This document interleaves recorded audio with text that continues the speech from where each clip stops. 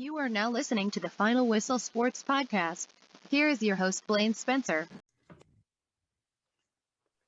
What's going on, everybody? Welcome into another edition of the Final Whistle Sports Podcast. This week, we have another guest, returning guest. I've got my friend Marcus from G.O.A.T Talk.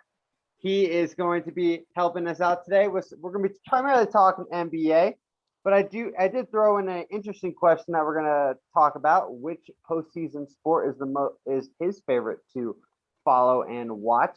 Marcus has been playing with the Zoom filters all day long since we've started, and he's got his nice little goatee going. And if you guys are watching on YouTube right now, yes, I do look like the Gerber baby. We're gonna get that out of the way right now. The goatee is gone.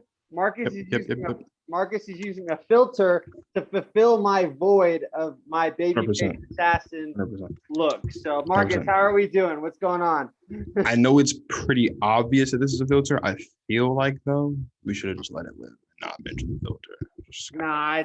Nah, man. If I have to go babyface, I am letting the people know that you have a filter on. It looks clean, though. It looks clean, but this could probably be the look in a couple years. Have to, kind of connect all up in there. Yeah, this could be the look in the next. While I am the Gerber baby 25 years in the future, so. Yes, sir. Just give it about 18, 24 months. I'll have this for real. It'll be the thing. Right? But how are you doing, my man? How's everything going? I'm doing good.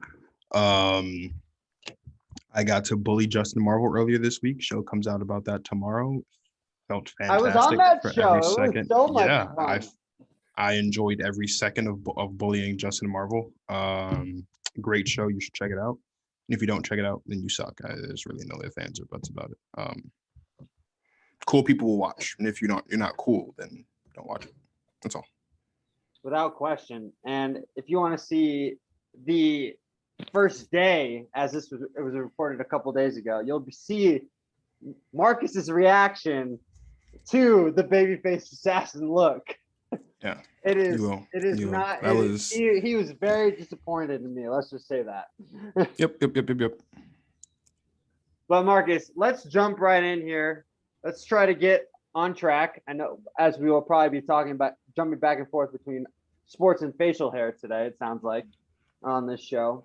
But what was your biggest takeaway from the conference semifinals? You can give me one or two takeaways that really drew you into what has happened this past week in the NBA.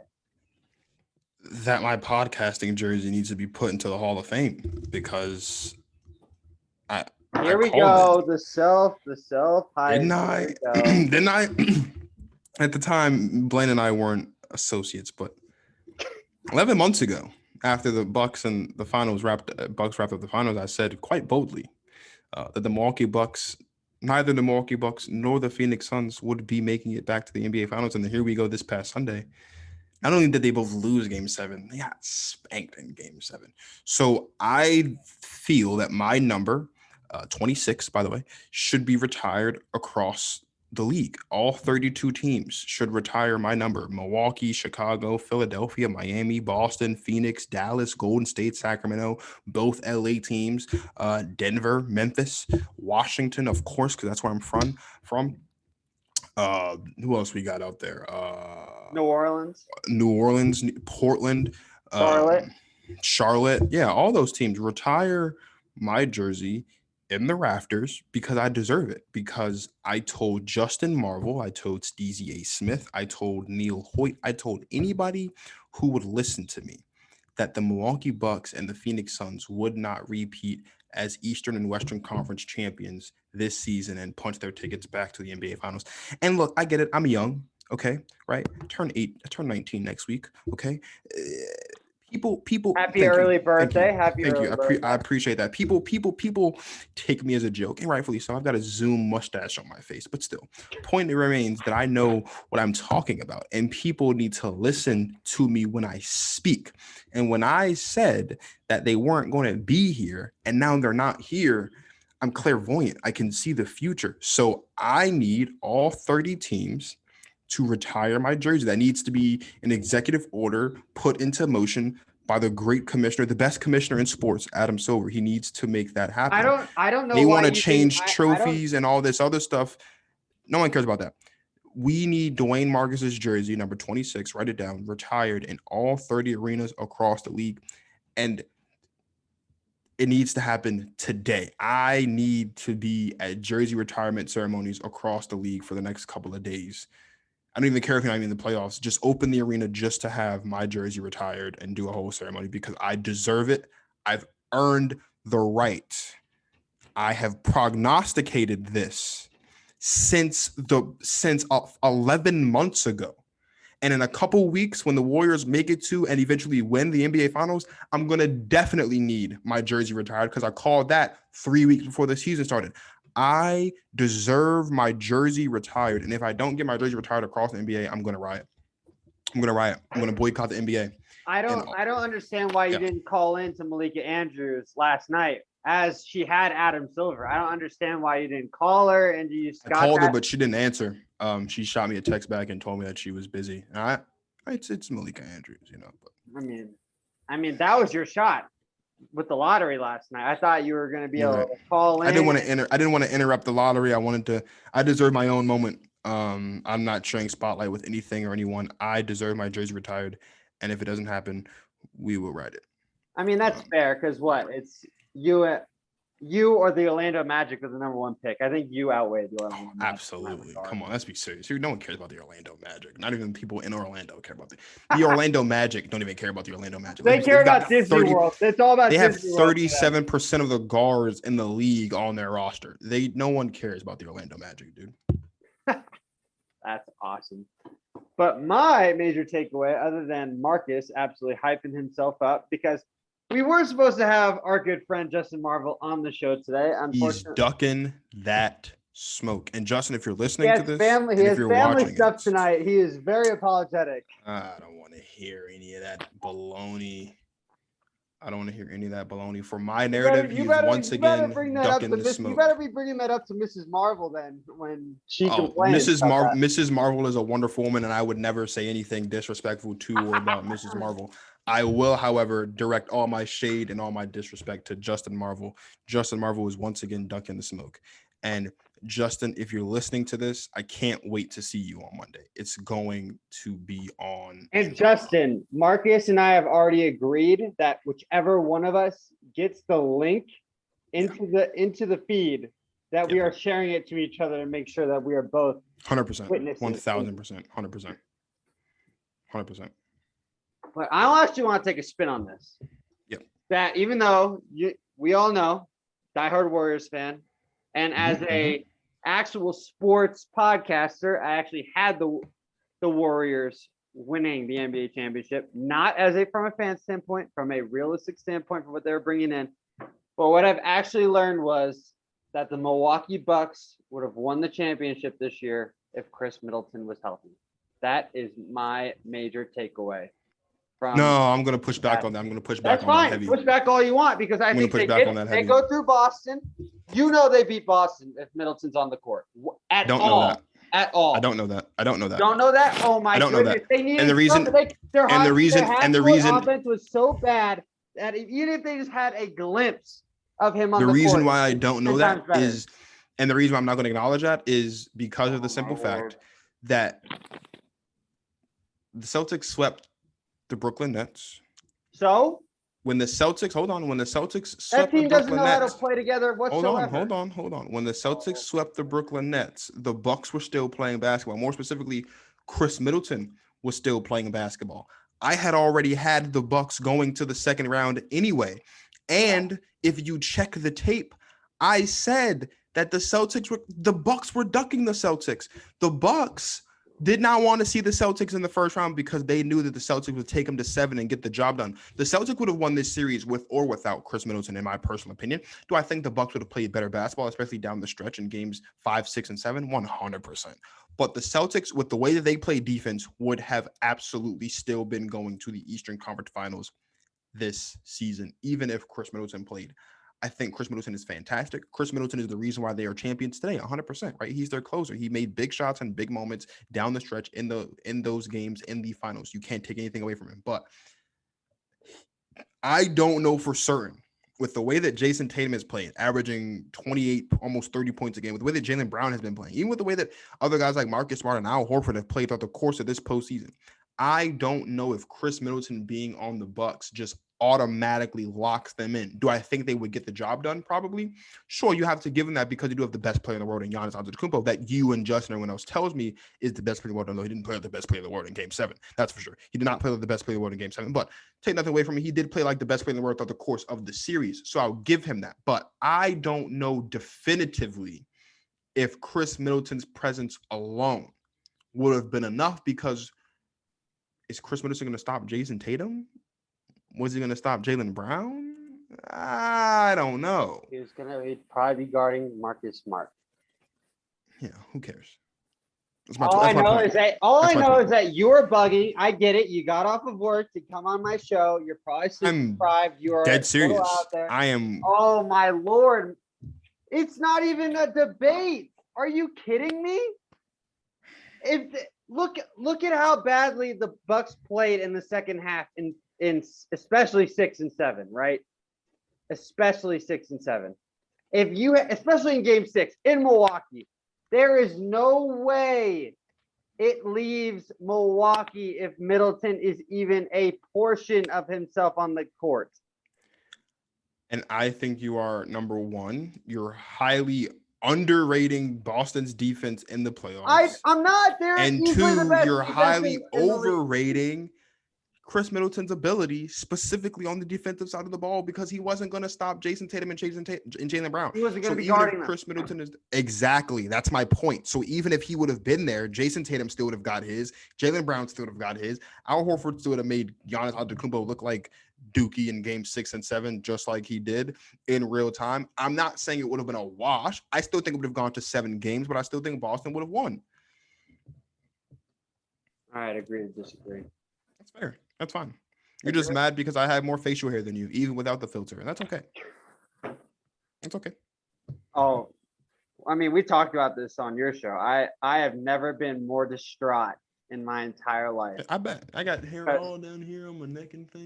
Because I'm really how black, I look right now. it's all down there. I could pass as a 15-year-old boy. That's unacceptable. That's unacceptable. I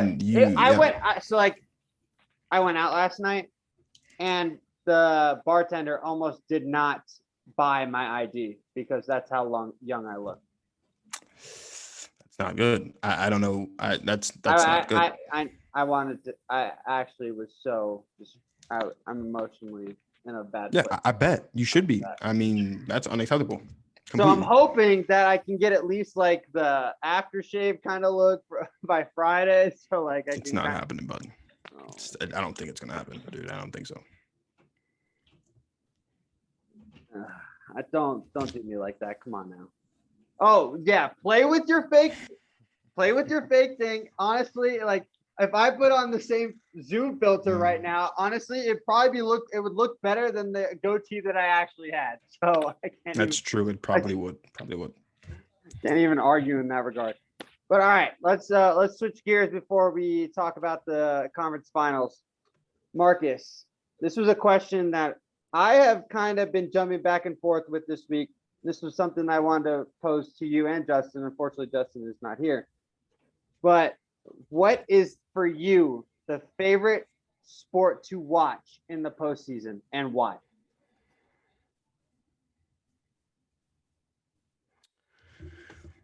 Hockey. Thank you. It's just so much more exciting. It's not even, I don't think it's close. And it's not even because of the hockey, it's because of the fighting. Playoff fights are just so much better, dude. They're just so much better. You know what I mean? Like, okay, if you want to talk about moments in a playoff series, I think I'd be inclined to go baseball because oh my God, it's so hard to get me through 3 hours. It is. But like bases loaded, full count, grand slam, Game 7 to walk off and move on to the next round and win a championship. That I think trumps a walk-off touchdown or a game-winning 3 or a shootout in hockey, I think, just because of how difficult it is to do that. The odds of you getting that moment in baseball. But there you can't fight in any other sport in the playoffs. And playoff hockey fights are so much better. There's just so much more vitriolic anger in those hockey fights in the playoffs than there are in the regular season. I mean, and also just because of how it's constructed, it's not often that you're going to see a blowout in hockey. You know what I mean? Like you can see game sevens. There were 5 game beautiful. sevens in the first round, and every single game 7, there was a chance for both teams in the third period, and 2 out of the 5 went to overtime. Like you can't beat that. There's just a different level of intensity in playoff hockey. Fantastic. Don't get me wrong. I am one that does not watch regular season baseball that much or regular season hockey. But when it comes to the playoffs, playoff hockey is just different. There's a different level of intensity. There's a different level of physicality. Like you said with the fighting, it is just different. And you can see it. And the fans, they're right on top of you. It's not like it's like a massive arena where it's like 100,000 to like 50,000 to 100,000 people. Like it's a condensed space.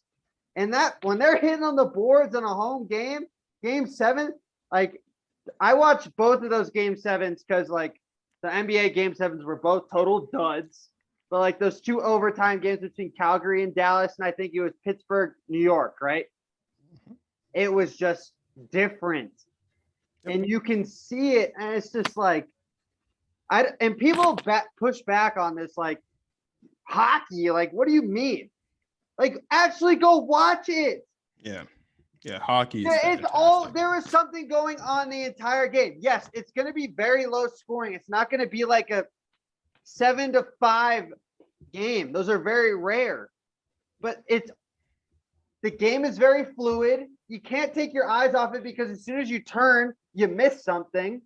It's not like in football or the NBA that they will go back to it. Replay is very minimal. Like you have to be in the moment to watch the sport. You got to be present. I don't know. I don't think it's honestly, I don't think it's close. Yeah. And because it's not, there's no replay, you enjoy the moments more. Like a poster's cool, but you see it 10 times in 5 minutes. It kind of takes away the awe. You like that Dallas 49ers play that they played over for 40 flipping times because Dak Prescott ran out of time. Who cares? Yeah, well, also Dak Prescott's an idiot. The Dallas Cowboys as a whole are an idiot. Not Dak Prescott. I love Dak, but the Cowboys just suck. I can't wait to talk about the Cowboys in the offseason. I've got so much stuff. They suck. When I had Dean Blandino on a couple of weeks ago, he broke that play down, and I had never been more enlightened than I actually had in that moment. The Kansas City Chiefs scored a touchdown in 13 seconds. The Dallas Cowboys ran 1 play in 14 seconds. That's unacceptable. I mean, that is Dallas Cowboy football at its finest. The Dallas Cowboys are a dumpster football team. And you're a Washington native, and I'm a Washington fan. You're not going to associate me with the Washington Commanders. We won't do that. Oh, yeah, we are right now in this right moment. I am so glad that you made that Dallas statement. I have no affiliation with the Washington Commanders whatsoever because they are just as bad, if not worse. Oh, don't be like that. Come on. Aren't they? I am not going to confirm or deny that statement because the Washington Commanders. You're going to get me emotional when you do your Washington Commanders show. The Washington Commanders my answers. Would be lucky to win more than 6 games this season. I know. Lucky. They'll be picking in the top 10 next season. That's easy. What do you mean? We're winning 11 games because nobody wins the NFC East 2 years in a row. The Eagles are going to win the division with 12 games. The Cowboys will have 10. The Giants could win more games than the Washington Commanders. Oh, don't you dare say that right now. Be serious, dude. My God. You're going to put your faith in Danny Dimes? I'm going to put my faith in Saquon Barkley. I'm going to put my faith in Brian Daboll. I'm going to put my faith in Kayvon Thibodeau. I'm going to put my faith in Evan Neal. No. We are going to be better than the Giants. Okay. Daboll's got a little bit of weight. That doesn't mean anything. The Giants are terrible. I understand that, but I am not going to go down because I went to school in New Jersey, about 15 minutes from MetLife. I will not fall down to that we are going to be worse than the Jets or the Giants. There's no way. I will have the Jaguars, the Jets, and the Lions either matching or exceeding whatever Washington's win total is this season. Oh my God! All right, I can't. I'm not going to talk to you about this anymore. That's fine. You'll be on the show in a couple weeks. You'll have no choice. I know, because I'm gonna have to be on. I got to be on for the Falcons show too, so it's gonna be probably even sooner than that. All right, Marcus. Let's talk game one of the Eastern Conference Finals. Miami 118, Boston 107. And it felt like Boston was pretty dominant in that first half. And then I don't know what Eric Spoelstra said at halftime, but he lit a fire under the Miami Heat. I don't think so. I think we're giving too much credit to Eric. I love Eric, though. What? We're giving too much credit He's to Eric. the top 15 coach of all time. He is. I didn't say he wasn't, dude. I just don't think he said anything. Well, all right, so you give me your analysis. What happened in game one? What happened? The Heat just woke up. I mean, it just woke up. It was too good to be true. The Celtics weren't going to win game one in Miami, with Miami having all that rest prior to game one. Celtics just having played on Sunday. Now they're going to go from Boston to go in the world. There's no Horford. There's no Smart. It was nice to see them jump out to that lead. They'll win game two. They weren't going to win game one, though. I think them winning game one would have been best case scenario. They'll win game two, though, because they would have now had some time to settle in. Horford and Smart will probably be there. I have said all season that Jimmy Butler's not a superstar. He doesn't care that he's not a superstar. He's a very, very high tier star. He's not a superstar, though. They lack superstar talent. I think they were missing the offensive firepower of Al Horford. Obviously, they were missing the defensive presence of Marcus Smart. Obviously, Bam Adebayo had himself a day defensively. I mean, I don't know how many blocks he had, but it felt like he had 30. He didn't have 30, obviously. But it just felt like the team had 10 combined. Yeah, they were playing really good defense. This is the best home basketball team in the NBA. But I mean, this game was just like game one against the Sixers. Like the Sixers got out to an early lead and then they just fell apart in the second half. The same thing happened here. That the Heat are going to be not the Heat. The Celtics will be fine. They'll win game two. They go back to Boston and then we'll have ourselves a series. Well, then what? All right. So does Boston have to do anything, or do they just need Smart and Horford back? They just need Smart and Al Horford back. I mean, it's hard enough to win a playoff game without your best player. It's even harder to win it without two of your best players. I mean, they were missing two of the four guys that they really rely on, especially offensively, in a playoff series against the best. I don't think they're the best team, but on paper, the best team in the East, and the best remaining team in the NBA on paper as far as record, as far as how they did in the regular season. So I'm not shocked. Jaylen Brown did his thing. Jason Tatum did his thing. Could they have been more efficient? Sure. But I mean, like I said, Bam and Jimmy and those guys were just having their way defensively. Jimmy was in a different zone last night. That is true. I still have the Celtics winning in 6 or 7. I agree. I'd still have Boston in 6. They'll steal game 2, and then they'll steal home court advantage with it. And I think that's going to play to their favor. I don't know if the Heat can win a game in Boston. Well, that's what I think. I'm going to be honest, I think Boston will win 3 straight. If the 2020 final or the 2020 playoffs wasn't in the bubble, I don't think Miami would have beat Boston. Boston loves playing at home. There hasn't been, if my memory serves me correctly, I don't think there has been a team in recent memory to beat the Boston Celtics at home in an elimination game specifically since LeBron James did it back in 2018. It's like 4 years ago. When he had the mask game? In 2018. In 2018 when he so you Cleveland when he was still so you go from there. I mean, let's see. I'm thinking about his Miami game where that was a great game. But like no one's beaten Boston at home in an elimination game specifically since LeBron James did in 2019 in Game 70, 2018 in Game 7 Eastern Conference Finals, right? Does that matter right now? No, but it just goes to, like, Boston's always been a tough place to play in the playoffs. I don't know. Coach Spo is fantastic. I'm not going to sit here and act like he's not. He is, I think, the second best coach in the NBA. I think he is the third best coach, remaining of all the coaches in the playoffs. I think that's for sure. It's hard for him to be out-coached. I don't think he'll be out-coached. But the Celtics will outplay the Miami Heat every stretch of the way in every central imagination. They have better offensive firepower. I think they will be better defensively once they get Marcus Smart and Al Horford back as well. Because in game one, we always knew it was going to go to Jason Tatum and Jaylen Brown. And so that's very easy to game plan.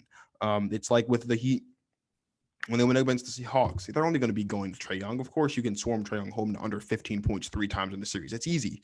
Of course, you can. One that's going to score. Right. Of course, you can swarm James Harden in the first 2 games without Joel Embiid, and then kind of swarm him somewhere because Joel Embiid's not himself when he finally gets back to the lineup. That's not a tall task. I think once you get Horford back in the lineup and Smart, now you have 2 more options that you can go to offensively that'll open things up for Pritchard and some of those other guys they relied on, especially in the sweep against the Nets, and especially as well in the semifinal series against the Bucks that went to 7. So they'll be fine. They'll win game 2, and even if they don't, I've got them winning both games at home.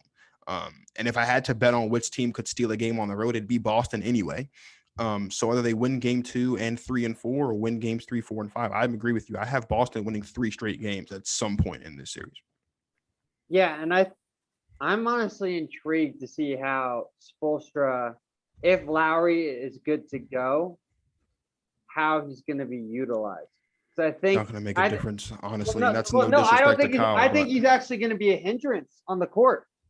Of course. I think he's actually going to be more of a negative having him play, because I think with putting Vincent or Strus in the starting lineup, whichever one they have to take out, put Lowry in there, I think that's going to actually hinder their ability to be more effective on the defensive end.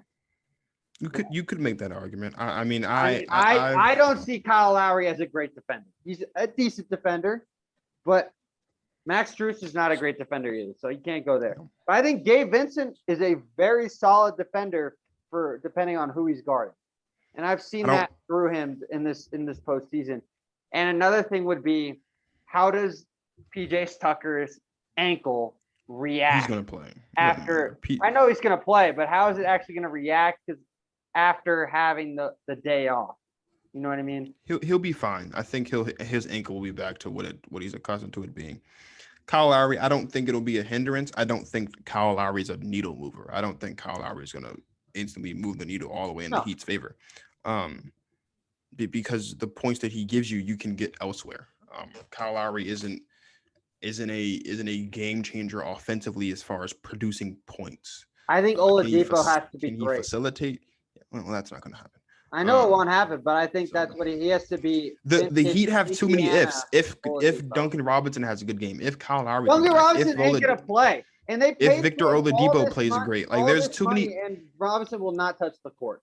There's too many ifs for Miami for me, which is why it's just so easy to pick the Celtics. If Kyle Lowry does this, if Duncan Robinson does this, if Victor Oladipo does this, if Bam does this, if Strus in the bench and Tyler, like that's too many ifs. There's no ifs with the Celtics. Look, we know who Jason Tatum is. We know who Jaylen Brown is. And it's not that we don't know who those guys are, but you got to put so many ifs. It's playoff time. You can't have all these ifs. You can know what you're going to get. At least it's just too many ifs. So, I mean, if the Heat win, would I be surprised? No, they're number 1 seed in the East for a reason.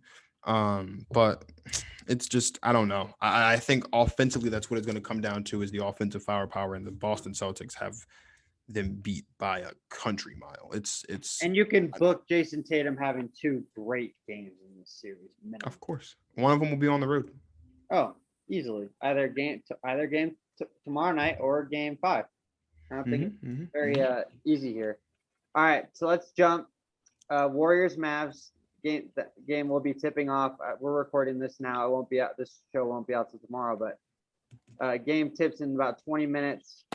I think we're both on the same page with the Warriors cutting down the nets in regards to winning the finals. But let's look at from a Mavs perspective. because we both had Phoenix winning in the previous series. No. Yes, you you had did. Phoenix winning. You had Phoenix. I was on your show and you said Phoenix. I did at the time. I had Phoenix winning. Did you? I did have. You hold on. knowing you, you hold on. definitely changed your pick after like game 4. No, I changed my pick after game 2. I did. I changed my pick after game 2. All right, people. Just to give And you for some clarification, and I for was on his show, and you know you were. I verbatim, picked the Phoenix. Suns. I did, but I changed my pick after game 2, and you can go to Steezy A. Smith for verification because we had this conversation. I will be texting Dallas Steezy tomorrow. That's fine. I'll text him right now. I'll FaceTime him and just give him the verification right here on the phone. It doesn't even matter. If he answers, he answers. If he doesn't, Steezy, answer the phone. But like, listen, you look at the Dallas Mavericks. This series could go 7 games. I'd enjoy all 7 of them. I have Warriors at 6. Okay, well, you're a Warriors fan. You'd pick Warriors in 4 if you thought it would be an logistically. I am taking take. them in 6. That's Honestly, fine. I wanted That's to go 5, but I want to give Luka can get them 2 games without question. That's fine. I'm calling Steezy right now for verification. He's not going to answer the phone though because he's busy. I'm quite sure. And it's gonna break my heart if he doesn't answer the phone. But in all seriousness, though, like we have to be honest here. Luka Doncic is a superstar. He's the 4th best player in basketball today. You can make the argument that maybe he's the 3rd best player in basketball today. I'm gonna give him 7 games. I feel like it'd be disrespectful not to. Steezy didn't answer the phone because he's busy, and then he's gonna call me back 4 hours from now and be like, "Yo, bro, I'm sorry, I was doing the show." Steezy, I love you if you're listening to this, but I talked to Steezy about it. It's fine. Like it is what it is. I changed my pick. It's just difficult. It's hard to bet against Luka. It's not hard. No, it is. It's hard to bet against Luka.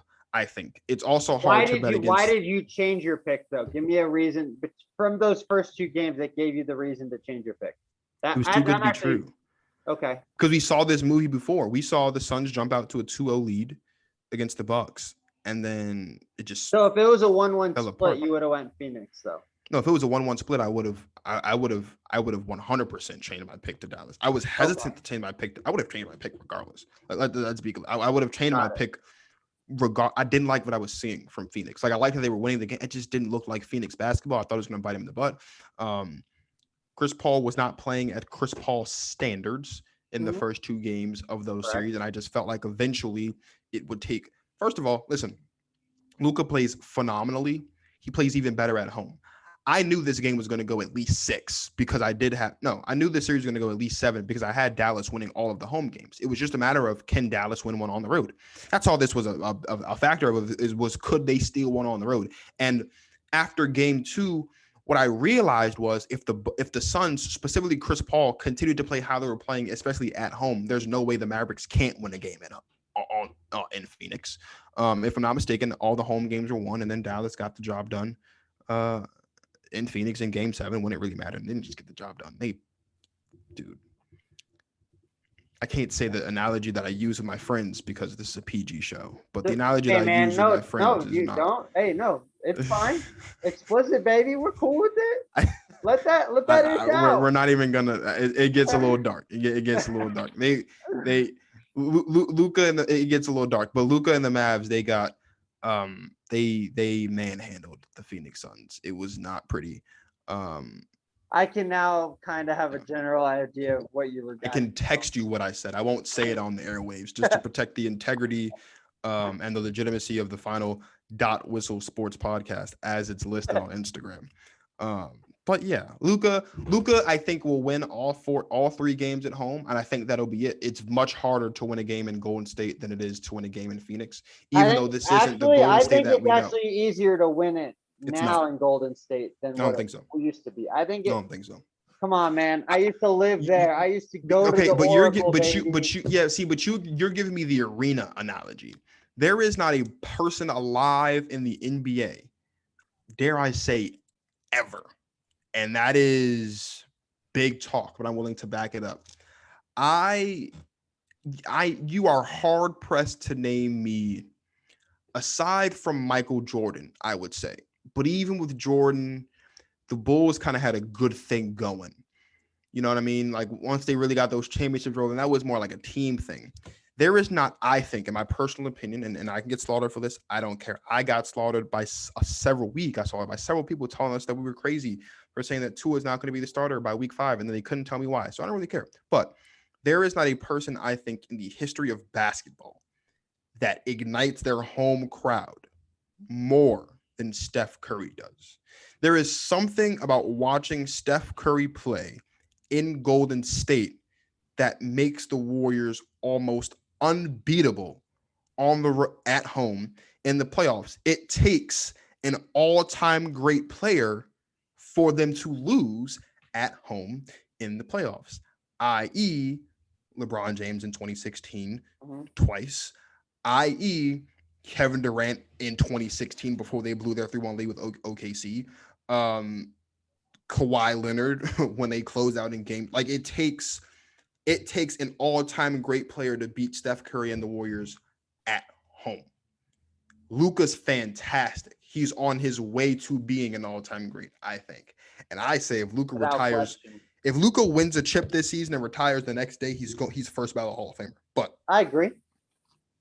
But I don't know if Luka by himself can beat the Warriors at home, because it's not just Steph. It's Clay, it's Dre, it's Poole, it's Wiggins to a degree. It's Kevon Looney, who's kind of figured himself out a bit over the course of these playoffs. So I'm going to just say that the Warriors are going to win in 7 because I think they'll win all 4 home games. Similarly, though, I could see the Warriors winning in Dallas, but the guys around Luka play so much better at home, as they should, as all role players do in the playoffs. They play better at home. So I have it going 4-3. The Warriors win all their home games. The Mavericks win all their home games. But what I do know, though, is if this series does go 7, it'll be a much better game 7 than the game 7 we got on Sunday. That I know for a fact. Yeah. If either of these series go 7, if Neither either of these team will series melt go in game 7, 7. the game 7s that we get from these 2 series will be much better than either of the game 7s we got on Sunday. I mean, the one I in would Boston, hope so. Miami, It can't be much worse. It can't. The one in Boston, Miami will be a defensive masterclass, and that'll be fantastic, especially in today's era of basketball. Oh, and you the bet one with Dallas, if you're a better, you Golden bet State the will be under on that fantastic. game heavy in that Boston Miami game. You bet of the under. course. You bet the under on everything, all the time. Man, you always bet the over. Come on now. I don't always bet the over. I do always bet the over with basketball, at least. That's true. In basketball, you're always betting the over. I'm always betting the over in basketball. Man, I was so close to winning some good money earlier this year in basketball. It's okay, though. It's fine. So who's your X factor for Dallas then? Who's your X factor? For me, it's Spencer Dinwiddie. I think Spencer Dinwiddie finally showed up in game 6 and 7 in the last series, and he's going to be the most important player if Dallas wants to beat the Golden State.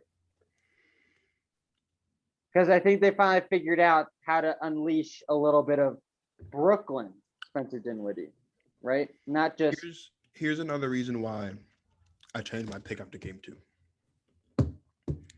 With the exception of Steve Nash, when you look at Jason Kidd, when you look at Tyronn Lue, when you look at Steve Kerr, those are the 3 best former player turned head coaches, in my opinion, in the NBA today. You can't name me 3 guys better at the head coaching job that once were players right now. Tyronn Lue doesn't necessarily hail from the championship pedigree of a Steve Kerr, and neither does Jason Kidd. And he obviously doesn't, but fact remains that those are the 3 best former players turned head coaches in the NBA today. Jason Kidd took game 2. Do I think Jason Kidd went into games 1 and 2 against Phoenix with Dallas knowing they were going to lose? Of course not. But what I do think happened is, given that they were one of the better teams at home, I do think that Jason Kidd was using those 2 games as a way to game plan for when they get back to Phoenix. And even over the course of the series, because I knew that Jason Kidd, I think, knew that Luka and the team were going to handle business at home in games 3 and 4. I think we're going to see something similar here. Is it possible for Luka and the Mavericks to steal one on the road? I'm not going to count them out, given the Luka that we've seen, given how much of an all-time great playoff performer Luka Doncic is. It's not so far out of the realm of possibility, but I'm gonna, like I said, land on the side of caution and saying, look, the Warriors are probably going to win game 1. They're likely to win game 2 as well. Games 3 and 4, though, we're going to see those adjustments. It's not just about game-to-game adjustments for Jason Kidd. It's not even just about series possession-to-possession just adjustments for Jason Kidd. Jason Kidd makes venue-to-venue adjustments, and there's not a lot of coaches in the NBA that does that. Jason Kidd will take whatever happened in games 1 and 2 on the road, and he'll use that as offensive and defensive game planning for games 3 and 4 and then stick to it. So much so that now he's going to have to force the other guy across from him to make those adjustments. And as much as I love Steve Kerr as a coach, and as much as he deserves to be one of the, was he top 15 coach of all time, I think is how they have him listed. I think he deserves it, but I don't think Steve Kerr holds a candle to Jason Kidd when it comes to in-game adjustments, when it comes to game-to-game adjustments, when it comes to situational adjustments. It's not that Steve doesn't make them. It's that Steve Kerr, number one, has the luxury of coaching Steph, Clay, and Dre. And Dre is the ultimate players coach. Draymond makes a lot of the adjustments for the Warriors. And there's nothing wrong with that. But because of how high of an IQ that Jason Kidd has, having been a point guard in the league, having played so long in the league, knowing what it takes to win a championship with the team that I've said to you before looks very similar to the team that he won the championship with, oddly enough, just 11 years ago. Mm-hmm. I think when you look at Jason Kidd, I think Jason Kidd is going to outcoach Steve Kerr. I think he will. Steve Kerr doesn't do much coaching because he didn't really have to, because he's got the greatest shooting backcourt of all time. He has one of the greatest point guards of all time. He has one of the greatest shooters of all time. I think you could put Klay Thompson. Klay Thompson is the top 10 shooting guard of all time. He's not top 5, but he's definitely top 10, I think. They're both top 5. You think Klay Thompson is a top 5 shooting guard of all time?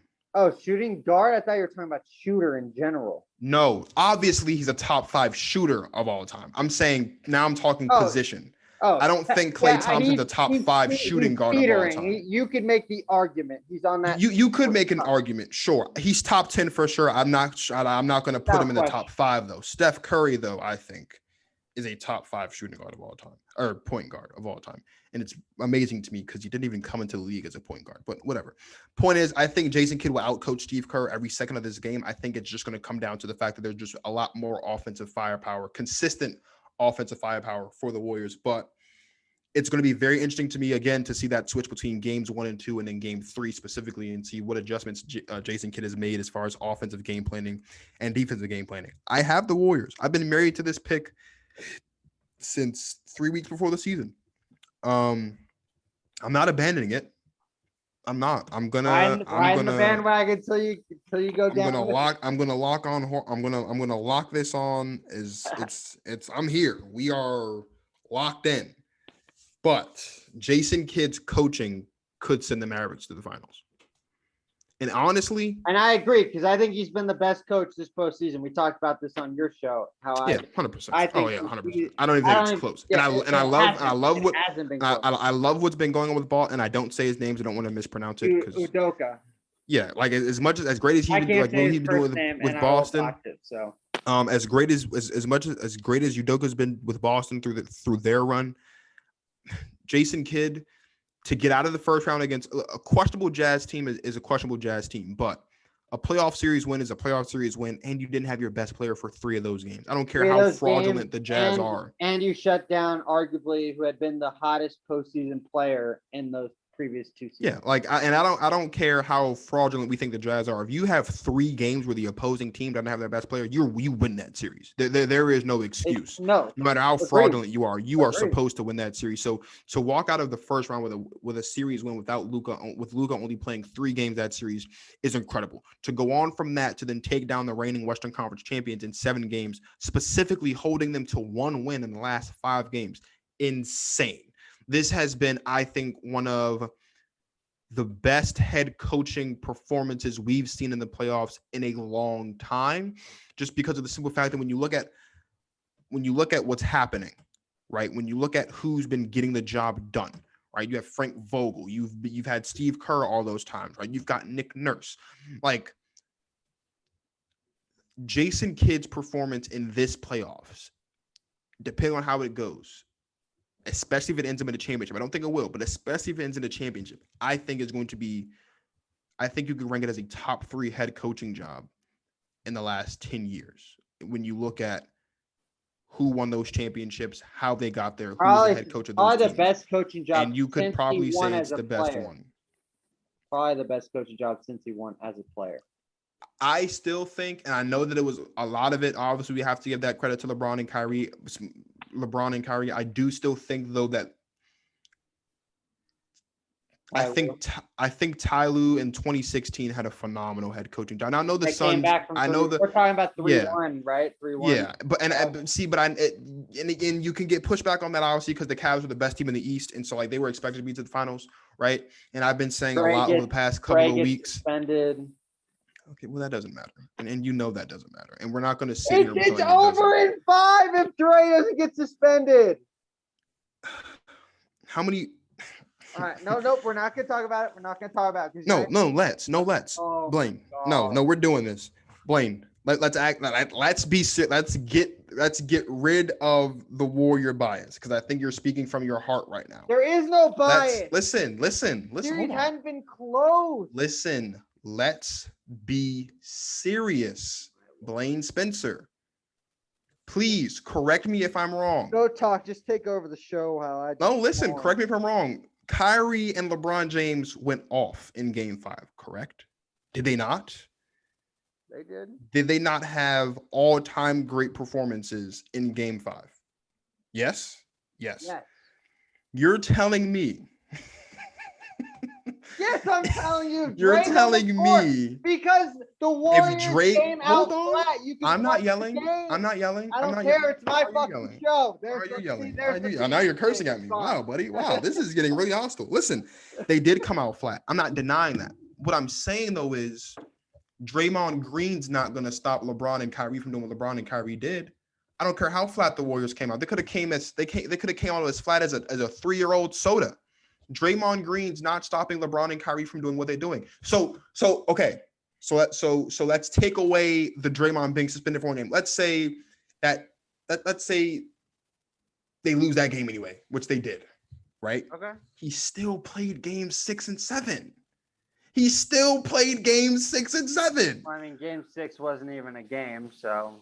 Okay, but he was also in game 7. So even if I concede to you that the game 5 loss, you say, okay, they did lose game 5 because Draymond was there. I'll give you that. They lost game 5 because Draymond wasn't there, even though I don't believe that. It ruined their rhythm. I can give you that. To how they played in game 6. 2 of the last 3 games were in Golden State. And we just sat here and said that Golden State's one of the best teams at home, especially in the playoffs. Draymond Green played in game 6. Draymond Green played in game 7. So I don't want to hear the Draymond Green being suspended argument. And just to piss you off, even though I do believe it, just to piss you off, I'm going to take it a step further. Say it with your chest. In 2015, okay? Yes. 2015. And you know this. And there's no denying it. Because we like to talk about injuries a lot. Okay. Not only did LeBron James go out there in 2015 and lead all scorers, Kyrie and Kevin Love wasn't on the court yet. Exactly. We lose and that if series. They were there, they would have won that chip.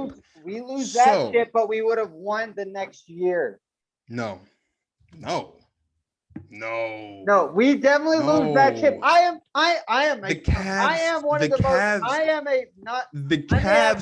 best. I am not bad. Okay, but the Cavs were the best team both years, were they not? Going into the finals, the Cavs were the best team both years. At 2016 year, the Warriors were arguably the greatest team of all time. The Warriors had the record. Yes, the Warriors had the record.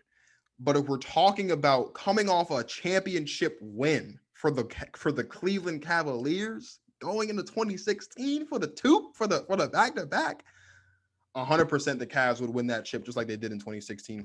And I'll take it a step further. If the Warriors lose, we could put an asterisk on every season if we really wanted to. So who's putting asterisks? I'm not putting asterisks on anything. I know you're not, but I mean, like, you could make the argument for every NBA season depending on like an injury. No, you can't. Like why? No, you can't. Last year, you put an injury for last year.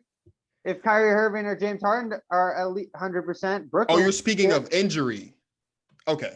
Yeah, because I was talking. Because I was talking about how. Okay, we were injury, talking but I'm about not how putting. Kevin, I'm not putting Yeah. an asterisk on the No, no, Warriors no, no, no, no. championship. I'm just talking The about like how championship the is a injury championship. affects. Yeah, Like, it's not their fault. They still have to play the like game. if Klay It's not their Thompson fault. gets hurt in Game 6 against Toronto, do they end up losing that game? No. There is a Game 7. They might lose in Game 7. But they do not lose Game 6 if Klay Thompson. But they still go lose out. the chip, and that's what matters. They still Well, lose the chip. I agree. We can make that argument, but there at Okay. least is the potential that the game actually occurs of a Game 7 in Toronto, and then all bets. Okay, well, Game 7 in Toronto is Toronto's. I don't care what anybody says. You go back to Toronto for Game 7, as hungry as that franchise was for a championship with Kawhi Leonard playing how he was playing, with Kyle Lowry playing how he was playing. Oh, Toronto would have won the championship in Game 7. 100%. All right. I mean, we could make 1,000%. each year there's an injury that we could like make the argument that team probably wins. Okay, one injury is we're talking about two injuries. Two. LeBron was out there with Matthew Dellavedova. Going to be in Clay, Steph, and Dre. let's be serious. And Matthew Dellavedova. No disrespect. We couldn't even know where Matthew Dellavedova is right now. No disrespect to Matthew Dellavedova. I love Dellavedova, and if he happens to be listening, great college. If he happens to be listening, listen. My name's Dwayne Marcus. You can call me. You can email. I won't drop my number. We would love to have you on the show. I would love to see. I don't know about that. I would love to have you on Go Talk with Marcus whenever you're free, Matthew Dellavedova. You are a fantastic human being, but let's be serious. Kyrie and K-Love is there. The Warriors lose the chip in 2015. They lose the chip in 2016. And without KD, they would have lost in 2017. So. Well, I mean, honestly, as a Warriors fan, I mean, we're not going to talk about this much more. We're going to start wrapping up, but like, I had never been honestly more disgusted that we actually got Kevin Durant. Oh yeah, well, you shouldn't be, because if you didn't get Kevin Durant, you wouldn't have won the chip in 2017. I mean, that's fine. I mean, or 2018, if we're being those honest. two. I mean, maybe you would have won in 2018 because at that point LeBron was just playing with a whole bunch of JV. Was I happy players. to be champions? Sure. As from a fan standpoint, from like a sports standpoint, it didn't make the games like competitive enough. We can go back and forth about that. The fact of the matter is, if there's no KD, the Cavs would have gotten their back-to-back that they should have had. Honestly, the first time around. I've been a fan since like the Gilbert Arenas days and Antoine Jameson's. We were a very bad basketball team. Just us making it to the NBA Finals was an accomplishment. That's fine. So, I 100% agree with you, but point still remains. Hey, KD in 2017 is a back-to-back for Cleveland. No, you're saying three-peat then. We're being honest. Yeah, LeBron would have got the three-peat that he never got. Technically, no, yeah, it'd be a three-peat. You know how crazy it would have been if LeBron won 4 championships in Miami and then went to go win 4 championships in Cleveland? Honestly, 8 straight chips, dude. He should have won. I mean, no. I think he should have walked away with 7. 6. He should have won 7 of the 8, I think. Maybe the 6, only one depending that on how you look at it. The only one that I looked at that he lost was the San Antonio series, because San Antonio absolutely whooped. Well, he also lost in 2011. Because Dwayne Wade in 2011. Another one. Dwayne Wade was not healthy in that series. Yeah, so if we look at 20, I think the only ones I look at and I say he should have lost was the one in 2011 and the one in 2018. So the ones on the 2011, the one against Dallas. That's the one he's admitted that he's never played worse in his entire. That's what I'm saying. That's what I'm saying. As if just looking back on, he deserved to lose that. Playing how he played, he deserved to lose that chip. True. Okay. But he should have had the 3-peat in Miami. He should have had the 3-peat in Cleveland. He would have lost in the beginning and the end of both. And I think he would have had 6. And this whole GOAT nonsense wouldn't even be a discussion. He's already the GOAT, but whatever. Michael Jordan. Anyway. Marcus, I appreciate. Michael Jordan's not the greatest basketball player of all time, and I can't even. Yes, he is. But Marcus, I can't even begin to sit here.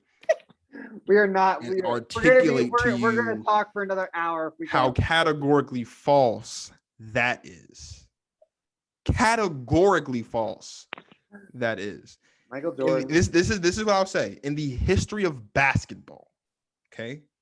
One guy, aliens come down to steal Max Hillerman turns. Aliens are pointing the death beam at the earth. Okay. Now, one guy, fate of the universe on the line in the history of basketball to save the world. you're picking LeBron James, and it's not even close. You can also make a legitimate argument that you take Kareem over Michael Jordan, if we're being really honest. I don't, but an argument could be made. Those are the three greatest players of all time. But LeBron, MJ, Kareem. That's the top three of all time. No matter the order you MJ, have them in. LeBron, Kareem. That's disgusting that you think that, and I can't believe you. Actually, I can because you're old. We're not that much older than me, but old. Anyway, Marcus. Wait, wait a second. Yeah. Blaine, you were born in 96. what, 96? So you didn't even get to your I most saw fond, I saw Washington Jordan. Jordan. Oh, okay. But Just I making used sure. I used to watch throwback games all the time. Oh, I bet you did. But I bet you did. That's fine. because the Warriors were so bad, I had to watch 90s basketball. You had to watch something, yeah, understandably so. Marcus, tell the people where they can track what's going on with you and what is coming up. Let the people know to help give you some followers and some in that regard. Well, if there's any more of your followers that think that Michael Jordan is the GOAT, I don't know if I want them to follow me, because that's just categorically false. You just lost pretty much my entire following. But no, it's fine. You all guys can follow me. You're all wrong, but you all can follow me. On Instagram, on Twitter, on TikTok at gtpmarcus, on SoundCloud, Apple Podcasts, Spotify, all that good stuff. Go talk with Marcus. Episodes have been out every day this week, literally Monday through Thursday. So just look me up. You'll find something. LeBron's the GOAT. Warriors in 7. Celtics in 7. That's all I got. Marcus, my guy. And as always, this has just been feeling real nice. I actually like this. I'm gonna go shave after. I'm gonna go shave after the show because it's starting to itch a little bit. I'm gonna just bring it in just a little bit. Maybe get rid of the bottom part and just kind of have like the sheriff stash. License and registration, please, ma'am. Yeah, maybe that will wrong. I don't know. I haven't decided, but yeah. I mean, that's a fair argument. Marcus, as always, I appreciate you coming on, my man. Love to have you on, as always. This is Gerber Baby Blaine and Zoom Goatee Marcus signing off from the Final Whistle Sports Podcast. Enjoy your week, everybody. Stay tuned for more great Final Whistle Sports Podcast content. Enjoy your week.